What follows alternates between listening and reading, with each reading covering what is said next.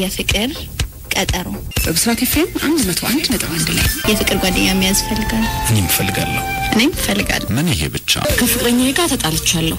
የሚያስታርቀኝ ሰው ፈልጋለሁ። እኔም ከጮኛዬ ጋር መታረቅ ፈልጋለሁ። የፍቅር ቀጠሮ ለነዚህ ሁሉ ምላሽ ይሰጣል። ሰላም ጤና ይስጥልን ክብራን አድማጮቻችን እንደምን አመሻችሁ። ሁሌም ሰኞ ምሽት ከ4 እስከ 6 የፍቅር ቀጠሮ ፕሮግራማችን በብስራት ኤፍኤም 101.1 ተጀምሯል። አለምሰገድ አበበና አብይ ዘላለም ስቱዲዮ በመገኘት እንዲሁም በቴክኒኩ በኩል በረከት አለሙ አብረናችሁ ነው ያለነው። ዛሬ በጣም በርካታ ፕሮግራሞች ይኖሩናል። የፍቅር ቀጠሮ ከንፈር ለከንፈር ተዛዛምን የፍቅር ቀጠሮ ድምጻዊት ዳግማዊት ፀሐዬ ነኝ። ብዙዎች የሚያውቁኝ ደግሞ በኢትዮጵያን አይዶልስ ውድድር ላይ ባቀረብኩት ስራ ነው። መመለስ አለብኝ ብዬ ማቱ ብዬ ቴክስት የፍቅር ቀጠሮ አድማጮቻችን ቀደም ሲል እንግዲህ ተከታትለን የተመለስነው በዛሬው የፍቅር ቀጠሮ ፕሮግራማችን ወደናንተ ከሚደርሱት አስገራሚ የፍቅር ታሪኮች ውስጥ ቀንጨብጨብ አድርገን ያስደመጥናችሁን ነበር። በጣም አስገራሚ የፍቅር ታሪክ አለ። ከዛም በተጨማሪ ደግሞ እውቅ ድምጻዊት ዳግማዊት ፀሐዬ ያቀረበችልን የሷን ድምጽ ነው በመሃል የሰማነውና ከታዋቂው ተዋናይ ሳምሶን ጋር ያላቸውን የፍቅር ታሪክም በዛሬው የፍቅር ቀጠሮ ፕሮግራማችን የምናደምጥ ይሆናል። ለዛሬው እንግዲህ ታዋቂ ድምጻዊት ዳግማዊት ፀሐዬ ከባለቤቷ ከቀድሞ ፍቅረኛዋ ጋር ያሳለፉትን የፍቅር ታሪክ የምንሰማበት ሰዓት ላይ ደርሰናል ማለት ነው። እንደሚታወቀው ድምጻዊት ዳጊ የአይዶል ሾው ስጦታ ናት ማለት እንችላለንና ዛሬ ላይ ያን መስመር ተጠቅማ ራሷን ለትልቅ ደረጃ ያበቃች ወጣት ድምጻዊት ናት። በርካታ የራሷ የሆኑ ሲንግል አልበሞች አሏት። አሁንም ደግሞ ሙሉ አልበሟን ለማሳተም ስቱዲዮ ውስጥ እንዳለች ነው በተጨማሪነት የነገረችን። ግን የድምጻዊት ዳጊ ወይንም ዳግማዊት ፀሐዬና የተዋናይ ሳምሶን የፍቅር ታሪክ ምን ይመስላል? እስቲ አድማጮች ያንን ታሪክ አድምጠን ተመልሰን እንገናኛለን። ባጭሩ በ15 ደቂቃ ውስጥ በጣም አሪፍ። ድምጻዊት ዳግማዊት ፀሐዬ ነኝ። ብዙዎች የሚያውቁኝ ደግሞ በኢትዮጵያን አይዶልስ ውድድር ላይ ባቀረብኩት ስራ ነው። ያው በህይወትክ ስትኖር የፍቅር ህይወት ታሳልፋለህ። ያጋጥመሃል ማፍቀርም መፈቀርም ታሳልፈው ነገር ነው። ከትምህርት ቤት ህይወቴ ስጀምር ኤሌመንታሪ ወይም ሃይ ስኩል ከሚባለው ምንም ማለት በሚቻል መልኩ የትምህርት ቤት የፍቅር ህይወት የለኝም። ከወንዶች ጋር ራሱ ላይክ እንደ ወንድ ጓደኛቸው አድርገው ነው አብረን የምናሳልፍ የነበረው። ከዛም በኋላ ግን በተለያዩ የስራ ሂደቶች ወይም በላይፍ ውስጥ የሚያጋጥምህ ነገር አለ። አፍቅሬም የማውቅበት ታይም አለ። እንደዚሁም ተፈቅሬም ብዙ ጊዜ ያለፈበት ሁኔታ አለ። ግን ስላፈቀርክ ብቻ ወይም ደግሞ ስለተፈቀርክ የፍቅርን ጣዕም ታውቃለህ ማለት አይደለም። ፍቅርን ልታውቅ የምትችለው በፍቅር ህይወት ውስጥ ስታልፍ ብቻ ነው። እርስ በርስ ያለ የጾታዊ ግንኙነት ማለት ነው። የፍቅር ህይወት ምለው ያንን ነው። ወደዛ ደግሞ ያው እግዚአብሔር በራሱ መንገድ ያስገባኝ ሁኔታ አለ። ሀገር ፍቅር ብዙዎች ድንቅ ተዋንያን የወጡበት ያፍከነዛ መሃል ቤቢም እዛ በመስራት ላይ ይገኛል እስካሁንም ድረስ እና እኛ ደግሞ እዛ ለመዝናናት ቲያትር ለማየት እንሄዳለን። እንደ አርቲስትነቴ ፊልምም ለማየት እንሄዳለን፣ ሲኒማ ቤቶች እንሄዳለን። ከሱም ጋር የተዋወቅንበት መንገድ ፊደል አዳኝ የምትለው ፊልም ናት ብዬ ነው ማስበው ነው። ምክንያቱም ከዛም በፊት ሌሎች ስራዎች ነበሩት እንደ አንድ ድል ምናምን የመሳሰሉ ነበሩት። እቺኛዋ ፊልም ላይ ግን ሞር ከዛ በፊትም ሳይው አደንቀዋለሁ እንደ ማንኛውም ተመልካች አድናቆት አለኝ። ይሄኛው ፊልም ላይ ሞር አድናቆት የጨመረ ሁሌም ጥሩ አድርጎ ነው የሚሰራው። የሚሰጠውን ካራክተር ሆነው ከሚሰሩ ተዋንያን መሃል አንዱ ነው። ግን ያቺ አጋጣሚ እኔና እሱ እንድንተዋወቅና ወደዚህ ወደ ፍቅር ህይወት እንድንገባ መንገዱን ከፈተች ማለት ነው። ግን ምንድነው ያው ማንኛውም እንደዚህ ታዋቂ የሆነ ሰው እርስ በርስ ትገናኝ ሃይ ሰላም ትባባላል። በተለያየ አጋጣሚ በፊልም ርቃት ሊሆን ይችላል ምናምንና ያንን ፊልም ግን ካየን በኋላ አንድ ጓደኛዬ ጋር ሆነን ያየነው ቤዛ ትባላለች። በጣም ወዳት ጓደኛዬ ናት ስቲል እና ከቤዛ ጋር ያን ፊልም አየን። ሞር እሷን በጣም ታደንቀው ነበር። ከምታደንቃቸው ተዋንያን የቢኒያም ወርቁ ግሩፕ ልጆች በአጠቃላይ የሚደነቁናል። አይተን ስንወጣ አገኘ ነው ማለት ነው። ከዛ አድናቆታችንን ለምን አንነግረውም? እንደውም አንቺ ታዋቂ ስለሆንሽ ያቅሻል ጀስት ፕሊስ አስተዋውቂ ምናምን እንዴ እኔ ነው ቢኖረኝ እኮ እሱ ላያቀኝ ይችላል።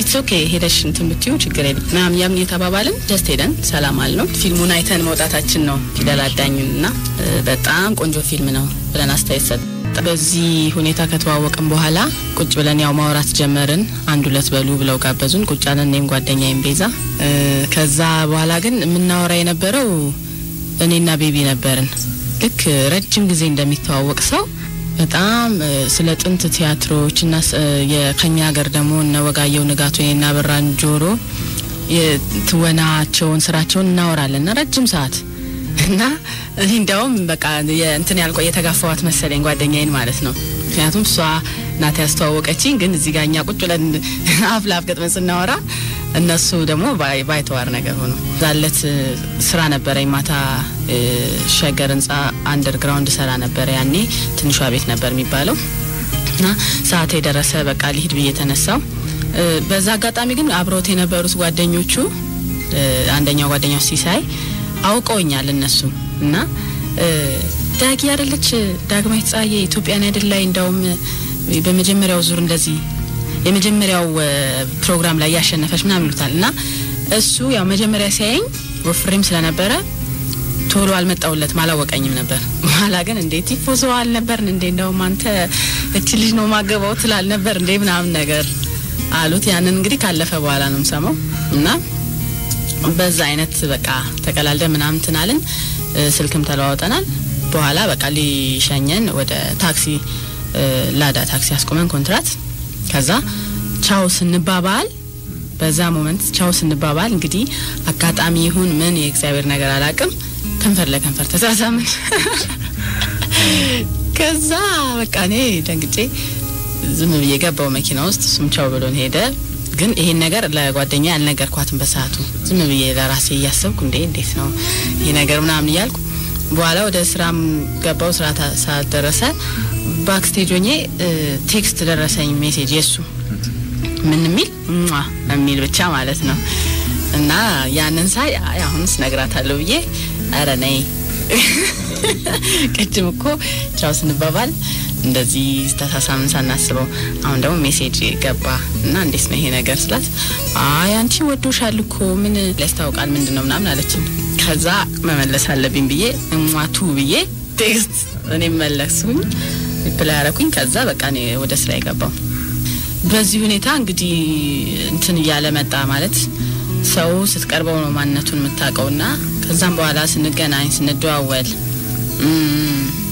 ማንነቱን ሞር ቀርቤ ሳውቀው የፍቅር ሰው ነው ማለት እንዲህ ከሩቅ ስታየው ቶሎ ሰው ማይቀር ወይም ደግሞ ብዙ ሰዎች ኮስታር ያደርጉታል እኛም ሄደን ሰላም ስንለው በቃ ሰላም ብለነው ምን ሄድ አይነት ነው እንደማንኛውም አርቲስት እንትን ያለው ግን ስትቀርበው በጣም ለኔ ከጊዜ ወደ ጊዜ ጥሩ ስሜት እንትን ያለ ይመጣ ግጥሞች ይልክልኝ ነበር አንዱን የቅርቡን ልበለው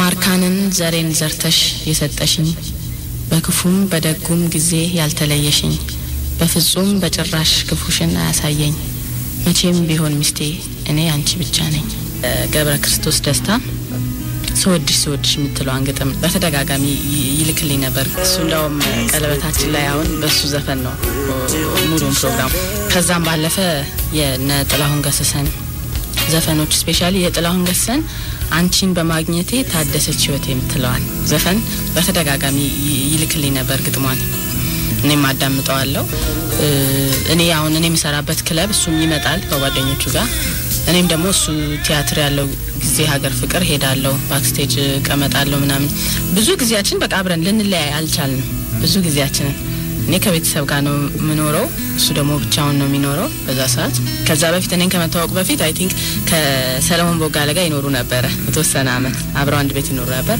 በኋላ እሱ ለብቻው ወጣ እና በቃ በጣም ቅርርባችን እየጨመረ መጣ ሶ መፋቀር ጀመር ማለት ነው በዚህ ፊልሙን በማይሳት ልክ እሱ ምንን ኢትዮጵያን አይደል ላይ ሲያየኝ ለጓደኞቹ እንግዲህ በችሎታዬን ወይ ታለንቴን አድንቆ ወይ ደግሞ እንደዚህ መልኬን ወዶት ሊሆን ይችላል ሲያየኝ እቺ ልጅ ነው ማገባት ማለቱ በራሱ አሁን ላይ ሲነግሩን ጓደኞቹ በጣም ባህሪውን ያውቁታልና ማን እንደዚህ አይነት ባህሪ የለውም ሲጀመር ማንንም እንደዛ ብሎ አያውቅምና አንቺ ላይ እንደዛ ሲል እንዴ ምናምን አረን ስለ አይነሽ ምናምን እናወራ ነበር ይሉኛል ሰለሞን እንደዛ ብሎኝ ነበር ከዛ ሰዓትና እኔም ደግሞ ፊልሙን በማይሳት ፊደል አዳኝን ተለየ መልካታ ነው ያየሁት እሱን ትወና ሶ እኔም እንደዛ አይነት ነገር ተሰምቶኛል ብዬ ማለት እችላለሁ። እግዚአብሔር ነገር ሆኖ ያው የተገናኘነው 2001 ዓመተ ምህረት ነው።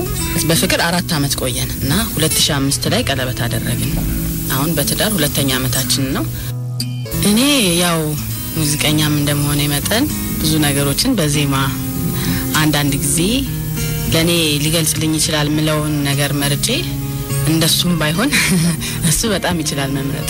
የሚካያ አልበም ከወጣ በኋላ ሰበብ የምትለው ዘፈን በጣም ምርጥ የፍቅር አገላለጽ ሆና አገኘኋት። ከዛ በላይ እንግዲህ ሌላ ቃላት ሊመጣ አይችልም። እንደኔ በጣም ነው ያደነኳት። ግጥሙንም ዜማውንም አሪፍ ነውና ያንን ዘፈን ጋበዝኩት።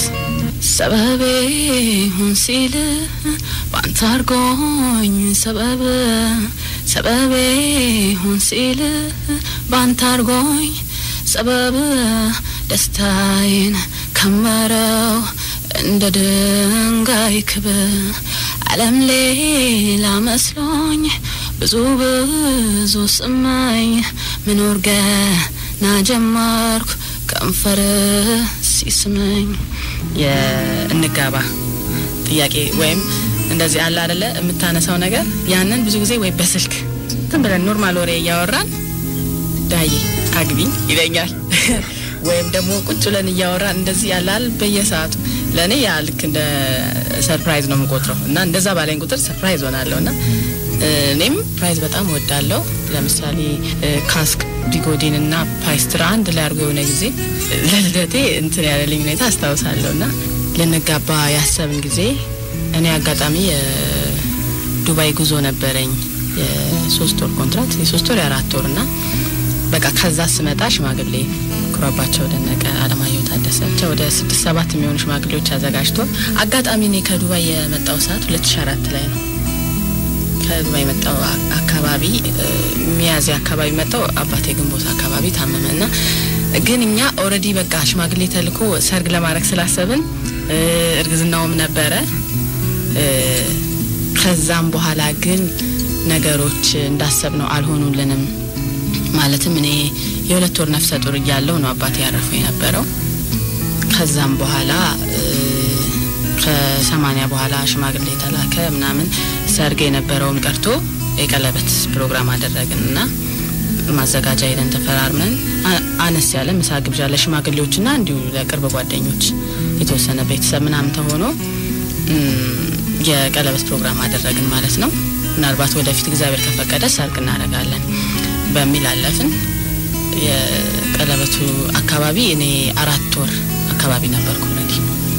4 ወር 5 ወር ለኔ ጥሩ ሜሞሪ ነው። ምንም ቢሆን ያው ደስታ ሙሉ ባይሆንም ግን በቃኛ እንመኘው የነበረ ነገር እግዚአብሔር ፈቅዶ ያን ሁሉ አመት በፍቅር በሰላም ኖረን እንደገና ያብራካችን ክፋይ እየጠበቅን እሷ መሃላችን ሆና እና ዳዊት ፍሬው ነበረ በክላርኔት ሲጫወትልን የነበረው። ኮሜዲያን ማርቆስ እንደዚሁ ሙዚቃዎችን እንትን ሲልና የኛን ቤቢ ጋበዘኝ ለኔ ለሱ ጋበዝኩት ሙዚቃ ያጫወተ ነበረ። ቤቡ በጣም ከሚገባው በላይ እኔ ካሰብኩት በላይ ነው እንክብካቤ ያደርግልኝ የነበረው። እኔ እንዳውም ብዙ ኬርለስ ነኝ ካረማመደ ጀምሮ ዝም ብዬ ስራዬን ነው ማጣጥፈው ወይ ደግሞ እንትናል ብዙ ጥንቃቄ አላረግም ነበር እና እሱ ያን ይከታተለኛል። ቼክአፕም ስንሄድ አብረን ነው የምንሄደው። አልትራሳውንድ ስናይ የሱን ስሜታ ያለው እኔ አሁን ሌላ ጊዜ እኔ ተንቀሳቅሼ የምሰራውን እሱ ያንን እየሸፈነ አብስሎ ምናምን እንትን ባይልም ግን ብዙ ነገሮች ቴኬር ያደርገኝ ነበር። ገላ ከማጠብ ጀምሮ እስከ ስትተኛ ራሱ ርጉዝ ሲኮንኮ ወደ ግራ ሳይድ ነው ይባላል። ያንን ሁሉ ያስታወሰ የሚያስተካክለኝ እሱ ነው። እኔ ዝም ብዬ በጀርባዬ ዘረጋለሁ ነበር። አንድ ጊዜ አጋጣሚ ቀረጻ ክፍለ ሀገር ወጡ። ያኔ 3 ማዕዘን ነበር የሚቀረጽ የነበረው እና ወደ ሰመራ አንዴ ወደ ባህር ዳር ይሄዳሉ እና የሆነች ሀይቅ ላይ ቀረጻ አላቸው ይመስለኛል። ማዕበል የሚነሳበት ሲን ነው። ማዕበል በሚነሳበት ሲን ላይ አጋጣሚ የሆነች ማዕበል መጣባቸው እና በጣም ተደነጋገጡ ምናምን። እዛ ውስጥ ስንት ልጅ ያለው አለ ምን አለና ሙሉ ቀን ተሾመ ይላል አረ ልጆቼ ወይኔ ልጆቼ ሲል ቤቢ ደግሞ የዛን ሰዓት አረ ጽንስም ቢሆን ያስፈራል አንተ ልጆቼ ይላል። ፍቅር ህይወት ውስጥ መቼም ሁሉ ነገር አልጋ ባልጋ አይሆንም። ብዙ ፈተናዎች ሊኖሩ ይችላሉ። ብዙ መስዋዕት መሆን ያለበት ሁኔታዎች ሊፈጠሩ ይችላሉ እና ይሄ ነው ብያውን እዚህ ጋር በዝርዝር እንትን ባለልህም ለምሳሌ የቤተሰብ ጣልቃ ገብነት ይባላል ብዙ ጊዜ በፍቅር ወይ በትዳር ሁኔታ የኛን የቤተሰብ ጣልቃ ገብነት ለማለት ይከብደኛል ሙሉ ለሙሉ ምክንያቱም ጥሩ ግንኙነት ነው ያለን እርስ በርስ እሱም ከኔ ቤተሰብ ጋር ያለው ግንኙነት ጥሩ ነው ሰላማዊ ነው እኔም ከሱ ቤተሰብ ጋር እንደዛው ግን ምንድነው ያው አይጠፋም የሆነ እንደንከን ግን እግዚአብሔር በሁሉ ነገር ይፈታዋል በጊዜው ብዬ አስባለሁ እና እግዚአብሔር ደግሞ እርሱ ይከፍላል ብዙ ፈተናዎች አልፈናል ዋናው ነገር ምንድነው የሰው ልጅ በአለው አቋም መጽናት ፍቅር ያሸንፋል የሚለውን መልእክት በተያካታሚ ፍቅር ይለኛል አንተን ብቻ ያሰኘኛል እኔ በፍቅር መወደው አንተን ብቻ ነው ክብራትና ክብራን አድማጮቻችን በፍቅር ቀጠሮ ፕሮግራማችን ሰዓት ላይ ነው የምትገኙት ቀደም ሲል እንግዲህ የድምጻዊት ዳግማዊ ጻህዬና የተዋናይ ሳምሶንን የፍቅር ታሪክ ነበር አድምጠን የተመለስነው አሪፍ የፍቅር ታሪክ እንዳላቸውም ብዙዎቻችን የታዘብነው ነው ቆንጆ ነው ለፍቅር ስቶሪ ወይም ለፍቅር ታሪክነት ቆንጆ ነው ብለን ያቀርብነው እናመሰግናለን ታሪኳን ስላጋራችን ድምጻዊት ዳግም ማለት ነው ሄሎ እንደምን አመሸሽ እግዚአብሔር ይመስገን ማለት ዳግማዊት ነሽ አዎ ነኝ አዎ አቶ መታሰቢያ ያባላለሁ ዳግማዊት በጣም ይቅርታ ከመሸ በኋላ ነው የደወልኩት እሺ ችግር የለውም ምን ነበር ለአንድ መጥሪያ ልከን ነበር ደርሶሽ ይሆን የምን መጥሪያ የፍርድ ቤት የምን አልገባኝም በርግጥ ዘፈኑ በጣም በጥሩ ሁኔታ የተጫወተሽው እሺ የድምጽ ያንጋፋው ድምጻዊ የሚኒሊክ ወስናቸው ማለት ነው እሺ ግን ቤተሰቦቹ አንቺ ላይ ትንሽ ችግር አለና አንድ ክስ መስርተዋል እሺ ደርሶሻል ነው ምንም አይነት መጥሪያ አልደረሰኝም አሁን የት ነው ያለሽው ታዲያ አሁን መምሪያ ቤት ነው ያለሁት እኮ አሁን መተና ድርሷ ኮፒ ስላለ እጄ ላይ ማለት በዚህ ሰዓት ይፈቅዳል ድረስ አይ ምናልባት ደግሞ አሁን ሰኞ ካልመጣሽ አንቺ ባለችበት ትያዝ ነው የሚለው ስለዚህ ባለሽበት በፖሊስ ከምትያዢ በሰጥሽና በክብር ብትመጪ ይሻላል በሚል ነው አልገባኝም ቆይ ጋሽ ሚኒሊክ ወስናቸው ልጆች ናቸው የተሰጡት ቤተሰብ ነው አሁን ያንን ዝርዝር ልነግርሽ አልችልም ግን ቤተሰብ ናቸው ቤተሰቦች ምን መሰለህ ከዚህ በፊት በስልክ ያናገረኝ ሰው ነበር ማለት እንከሳለን ምናምን ሳይሆን ይገባኛል ጥያቄ ማለት ነው እሺ እኔ ደግሞ ኦሬዲ ፍቃድ አግኝቼ የሚገባውን ክፍያ ከፍዬ ከሚመለከተው ሰው ጋር በውል ነው ስራውን የሰራሁት ለማን የከፈልሽው አቶ ተስፋዬ ይባላሉ የጋሽ ሚኒሊክ ወስናቸው I'm sorry ግን የሳቸው ልጃቸው ነው የወከላቸው ዳግማዊ ሚኒሊክ አሜሪካ ስለሆነ የሚኖረው እሱ ነው የወከላቸው ከሱ ጋር ሰው አገናኝቶኝ ከሳቸው ጋር ነው ጉዳዩን የደረስኩትና ችግር የለውም ኤኒዌይስ አይለ የሚከስ ካለ ያው ተቀበላለሁ ምን ያህል ነበር ግን የከፈልሽው አይሱ ውሉ ላይ አለ ምን ያህል እንደከፈልኩኝ ግን አንድ መንገድ አለ ዳግማዊት የተወሰነ ደግሞ አሁን ለኔ ብትከፊ ወደ ክስ ደረጃ ሳይደርስ ጉዳዩን ልቀጫው ይችላል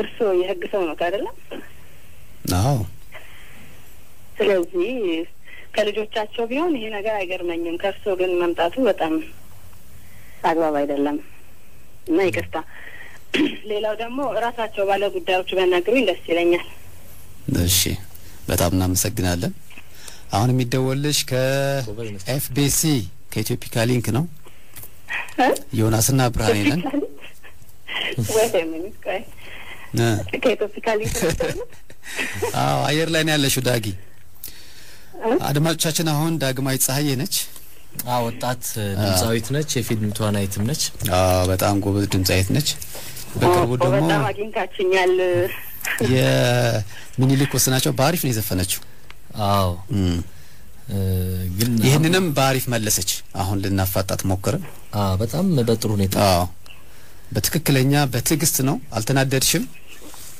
በትግስት ለማስረዳት ሞክረሻል በዛ ላይ ደግሞ ወደ ጉቦ ልንወስደውም ስንል ወደ ህጋዊ የሆነ መስመር ማስይዘሻል አዎ ስለዚህ አይ ነገር እውነት ነው መሰለኝ ግን ታውቃለህ ከዚህ በፊት ራስ ልጆቹ በሰው ያስደወሉ ይጠይቁኝ ስለነበር አላቅም ማን እንደሆነና ያው እውነት ወደ ክስ ይሄ መሰለኝ ነገሩ አይ በጣም በጥሩ ሁኔታ ነው ግን የመለስሽው እሺ በምን ሁኔታ ላይ ነው የምትገኘው አሁን ዳጊ ታዲያ በአሁን ሰዓት በቅርብ የሚመረቅ ፊልም አለ የቢኒያም ወንቁ ምን የሚባል 70-30 ይባላል እሺ ሙዚቃው እሱን አሁን ጥቅምት 5 በመላው ኢትዮጵያ ይመረቃል እሺ እሱ ላይ ሰርተሻል እንግዲህ ያው ለአልበም ስራ ስቱዲዮ እየተወራኩኝ ያለው ከዚህ በፊት ምን አልበም ላይ ሰራሹ ዳጊ ምን ፊልም ላይ ከዚህ በፊት መጀመሪያ ከፍቅር በታች ይሰኛል ያሸናፊ ከበደ ፊልም ነው እሺ ከዛ ዌተሩ የሚል ኮሜዲ ፊልም እንዲሁ ሀብታሙ ማሞ ወጣል እሺ እንዲሁ አዲስ ሙሽራ ላይ የተወሰነች ካስቱም ብትሆን የቢኒያም ወርቁ ፊልም ላይ እንደዛ 3 ፊልም ላይ ሰርተሻል ይሄ አራተኛሽ ነው አይ ጥሩ ሄደሻል በሙዚቃው ግን አልበም እንዴት ነው አንድ አልበም አልወጣም ገና አይደል ነጠላ ዜማዎች ላይ ነው ያለነው አዎ አልበም አልወጣም ገና ነው እስካሁን ያው ሲንግሎች ነው እየለቀኩ ያለሁት ሙሉ አልበም እንግዲህ ከዚህ በኋላ እየሰራሁበት ነው ያለው ደግሞ በያው ኢትዮጵያን አይዶል ተወዳዳሪም ነበርሽ ለፍጻሜም ቀርበሽ ነበረ በዛ ውድድር ላይ ካየናቸው ከወጡ ሙዚቀኞች በጣም ገናና የሆነችው ዳጊ ነች አዎ ያው አንደኛ የወጣውና የመጀመሪያውና እስካሁን ድረስ የመጨረሻው የአመለ ሸጋነት ዋንጫ አሸነፈውም እስካሁን ድምጹን አልሰማ ነው አዎ ዳጊ ምንድነው የምትዩ ስለሱ ስለ አመለ ሸጋው ምንም ነገር የለም ያው አብረን ተወዳድረን አሳልፈናል ከዛ ውጪ ከአንድ ኮሌክሽን አብረን ከመስራት ውጪ ያው አልተገናኘንም አዎ ሽልማት እንዳሸነፈ ሰምተሻል አዎ በአንተ ተሸልሟል ሰምተሻል አዎ ከዛ በኋላ ዮኒ ነው የወሰደው የአመለ ሸጋነቱ ላንቺ ደግሞ በጣም በቃ እውነተኛው የአመለ ሸጋ ሸልመንሻል እውነተኛው በእውነተኛው ምክንያቱም በሚገርም ሁኔታ ነው ልንሸውድሽ ሞከረን ግን በጥሩ ሁኔታ ነው የመለስሽው በሙዚቃሽን በስራዎችን በጣም እናደንቅሻለን ጎበዝ ወጣት ነሽ የ2004 የኢትዮፒካ ሊንክ አላማ ደግሞ ወጣቶችን ማበረታታት ነው ምንም እንኳን ሞራል ባያስፈልግሽም ማለት ነው በጣም ነው ማመሰግነው እሺ ደህና ደሪ እሺ መልካም ስለተናደሩ ቻው ፕሮግራሙ ኢትዮፒካ ሊንክ ነው ጣቢያው ፋና ኤፍኤም 98.1 ዳጊ ነበረች አሁን አየር ላይ በሰርፕራይዝ ኮል እሺ ከማስታወቂያዎች ሰምተን እንመለስና ከዛ በቀጥታ ውስጥ ዋቂያችን ይምጣ እሺ ከዛ ወሬዎቹን ይነግረናል አንዲት ሀገር ሁለት ዝነኛ ኢትዮጵያውያን አርቲስቶችን ከግዛቷ አባረረች ኢትዮጵያውያኑን አርቲስቶች ያባረረችው ሀገር ማነች ከሀገሪቱ እንዲወጡ የተደረጉት አርቲስቶች እነማን ናቸው ከማስታወቂያዎች በኋላ ከግዛቸው ጋር ሆነን እንጠብቃቸዋለን April the Fool. Next. ሁለት አርቲስቶችን አንዲት ሀገር ከግዛቷ አባረረች ወደሚለው ወሬ ከመጨረሻ ላይ ካስተዋወቅን ከሱ ልጀምር ነው እንችላለን ከሱ መጀመር እንችላለን ከደብረ ዳሙ መጀመር እንችላለን ከፈለከው ጀምር የኢትዮጵያን አርቲስቶች በተለያዩ ሀገራት ስራቸውን ያቀርባሉ በተለይ ለአዲስ አመት እንዲሁም ደግሞ ለበዓል በተለያዩ ሀገራት እየሄዱ እዛ ሀገር ላሉ ኢትዮጵያውያንና የኢትዮጵያ ሙዚቃ ለሚወዱ ስራዎቻቸውን ለማቅረብ ያቀናሉ እነዚህ ሁለት አርቲስቶችም ከዚህ ጋር በተያያዘ ነው እንግዲህ ስራዎቻቸውን ሊያቀርቡ የሄዱት ስራዎቻቸውን ለማቅረብ የሄዱት አርቲስቶች ደግሞ ተወዳጁ አርቲስት ጥበብ ወርቅዬና ዝነኛዋ ሙዚቀኛ አስቴር አወቀ ነበሩ እነዚህ ሁለት አርቲስቶች ወደ ቤይሩት ሊባኖን ነበር ያቀኑት ጥበብ ወርቅዬም አስቴር አወቀም በነገራችን ላይ ጥበብ ወርቅዬ አሜሪካን ሀገር የተሳካ ኮንሰርቶች አካሂዶ ነበር አስቴር አወቀም እንደዚሁ ከዛ መልስ ነው እንግዲህ ለአዲስ አመት ዝግጅት ጥበብ ወርቅዬ ዮሐንስ በቀለ ወይንም ቶኪቻውና አንድ የሱዳን ዘፋኝ በመሆን የኢትዮጵያን አዲስ አመት ዋዜ ማለት ስራዎቻቸውን ለማቅረብ አስቴር አወቀ ደግሞ የበዓሉ ዕለት እዚሁ ቤይሩት ሊባንን ስራቸውን ለታቀርብ ነበር ያቀኑት። የአስቴር አወቀ ባንድ ከአርቲስቷ በፊት ቀድሞ ወደዛ ገብቷል። አስቴር አወቀና ጥበብ ወርቅዬም ወደዚህ ሀገር አቀኑ። ነገር ግን እዚህ ሀገር ገብተው የኢሚግሬሽን ሰራተኞች ፓስፖርታቸውን አይተው የይለፍ በሩን እንዲያልፉ አላደረጓቸውም።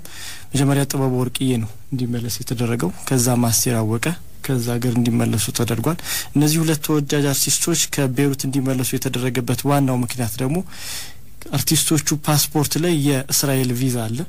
እስራኤል ሀገር በተለያየ ጊዜ ሄደው ስራዎቻቸውን አቅርበዋል። እንደሚታወቀው የእስራኤል ሀገር ቪዛ ካለ እነዚህ አረብ ሀገራት በተለይ ዱባይ፣ ቤይሩት ለአርቲስቶችና ለተለያዩ ሰዎች የመግባት የለፍ ነገር ክልክል ነው ወይንም ጥብቅ ነው። በዛ ምክንያት ቤይሩት ከገቡ በኋላ ስራቸውን ሳያቀርቡ አስቴር አወቀ እንደውም ባንዱ አዛ ደርሶ ነበር ከተለያየ ሀገር ተሰብስቦ ማለት ነው አሜሪካን ያሉት ተመልሳለች። ጥበብ ወርቅዬም ስራውን ሳያቀርብ ተመልሷል። ይሁን እንጂ የጥበብ ወርቅዬ ኮንሰርት ሊያቀርብበት የነበረው ከቶኪቻውና ከሱዳኑ ዘፋኝ ጋር የነሱ ኮንሰርት ቀርቧል። የአስቴር አወቀ ኮንሰርት ግን እሷ ባለመሄዷ ሊሰረዝ ችሏል ማለት ነው። ቶኪቻው ብቻውን አቀረበ ማለት ነው። ከሱዳኑ ዘፋኝ ጋር ሆኖ ኢትዮጵያዊ ዘፋኝ ቶኪቻው ብቻ አቀርበዋል። የአስቴር አወቀ ኮንሰርት ግን ተሰርዟል። አስቴርና ጥበቡ መጀመሪያም ይሄ የእስራኤል ቪዛ ስላላቸውና መግባት እንደሚያስቸግራቸው ለፕሮሞተሮቹ ተናግረው ነበር። ለአዘጋጆቹ ገልጸው ነበር። አዘጋጆቹ ግን ምንም ችግር የለም በቃ ሁሉም ነገር እኛ አመሻሽተን ትገባላችሁ ብለው ቃል ስለገቡ ነው ይሄ ደፍረው ሄዱት። ትክክል። ግን እንዳሉት ያንን ህግ ማስቀየር አልቻሉም። ስለዚህ ሊመልስ ይችላል ማለት ነው። በጣም ያሳዝናል። ያው ይሄ ህግ አለ ብዙ አርቲስቶችም ከዚህ በፊትም ያጋጥማቸዋል። አንዳንዴም ይፈቅዳሉ ግን ከረጅም ጊዜ ኢንተርቪው በኋላም ሊፈቀድ ይችላል። ግን አስቸጋሪ ነው የእስራኤል ቪዛ ይዞ ወደ ሌሎች የአረብ ሀገሮች መጓዝ ማለት ነው። እስራኤል ላይ የሙዚቃ ስራ ለማቅረብ በጣም አስቸጋሪ ነው። አንዳንዴ ኪቦርድ ከዚህ ይዘው ይሄዳሉ ሙዚቀኞች።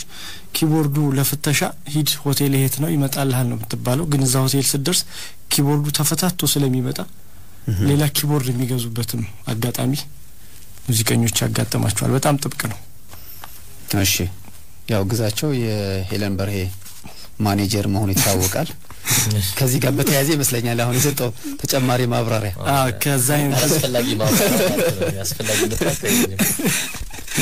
ፕሮግራም ኢትዮፒካ ሊንክ ነው። ጣቢያው ፋና ኤፍኤም 98.1 የመጀመሪያው ወሬያችን ነው ያወራ ነው። ኢትዮጵያ ለዘላለም ትኖር። ኢትዮጵያ ለዘላለም ትኖር። ኢትዮጵያ ለዘላለም ትኖር።